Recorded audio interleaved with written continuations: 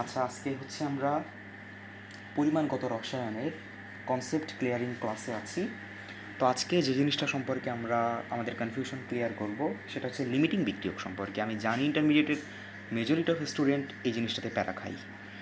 তো আশা করি জিনিসটা এতটা সহজভাবে বোঝাবো। নেক্সট টাইম এরপর কারোর এমসিকিউতে বা সিকিউতে বা যে জায়গাতেই হোক যদি লিমিটিং বিক্রিয়া বের করার প্রয়োজন হয়, ঝামেলা যাতে না হয়। ওকে, লিমিটিং বিক্রিয়ক কিন্তু আমাদের কাছে নতুন কোনো নাম না।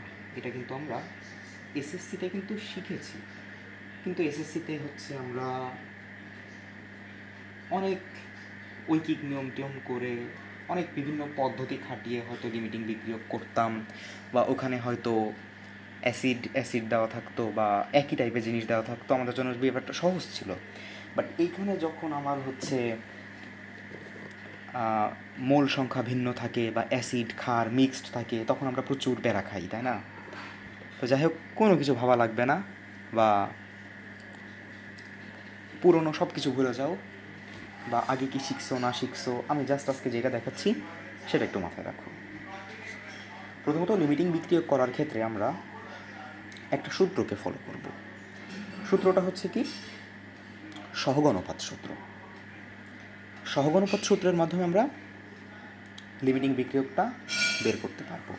তো আই থিঙ্ক আমি 5 মিনিটের মধ্যেই তোমাদের লিমিটিং বিক্রিয়কটা পুরো ক্লিয়ার করে দিতে পারবো।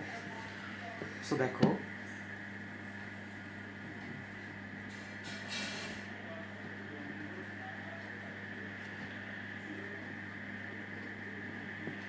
সহগ অনুপাত সূত্র। সহগ অনুপাত সূত্র অ্যাকচুয়ালি কী বলে? একটা বিক্রিয়া লিখি আমি।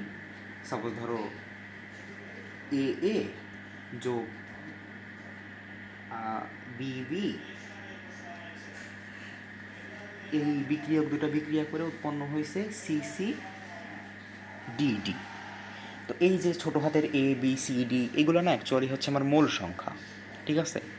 তো এইগুলো 1 2 3 4 বিভিন্ন কিছু, মানে একটা পূর্ণ সংখ্যা হতে পারে, যাই হোক না কেন। তো এখন কথা হচ্ছে, যদি আমার এ বিক্রিয়ক, এইটার যদি আমি মোল তার সহগ দিয়ে ভাগ করি, আর দ্বিতীয়টার ক্ষেত্রে যদি আমি এটার মোল তার সহগ দিয়ে ভাগ করি না, এই দুইটা আসলে সমান হয়।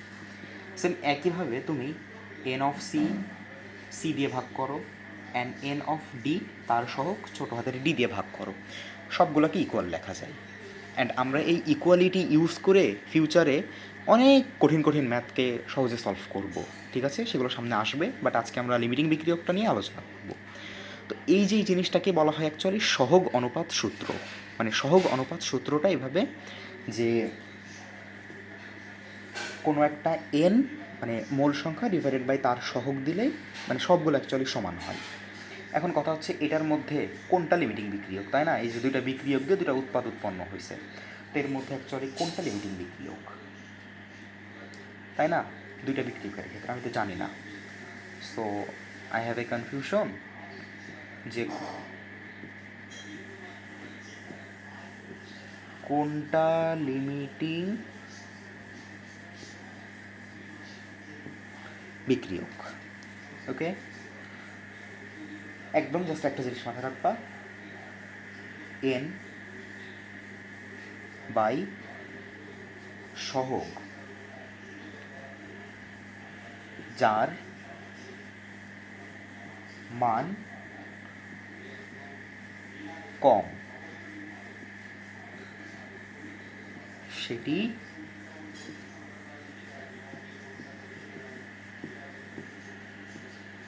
লিমিটিং বিক্রিয়ক। তাহলে এন বাই সহগ, আচ্ছা হয়তো দেখা যাচ্ছে না, আমি একটু সাইড করি, এন বাই সহগ যার মান কম সেটি লিমিটিং বিক্রিয়ক, ঠিক আছে? তো এই জায়গায় আমি ধরি যে এন বাই এ এটার ভ্যালু যা আসছে সেটা এন বাই বি এটার থেকে বড়, তার মানে কি এই জিনিসটা ছোট, তো এইটার মানে হচ্ছে এইটাই আমার লিমিটিং বিক্রিয়ক হবে। বুঝতে পারছো? একবারে সহগ অনুপাত সূত্র দিয়ে তুমি চাইলে রাফেও এটা বের করে ফেলতে পারো যে কোনটা লিমিটিং বিক্রিয়ক। তো এটা একদম সবথেকে স্ট্যান্ডার্ড একটা পদ্ধতি অ্যান্ড সবথেকে সহজ অ্যান্ড সবথেকে শর্টকাট একটা পদ্ধতি কীভাবে তুমি লিমিটিং বিক্রিয়কটা বের করবা। ঠিক আছে? সো আজকের কথা ছিল 5 মিনিট আমি শেষ করে দেবো, 5 মিনিটে আমি তোমাদের ক্লিয়ার করে ফেলছি লিমিটিং বিক্রিয়কটা। সো তোমাদেরকে স্বাগতম পরবর্তী ক্লাসটাতে।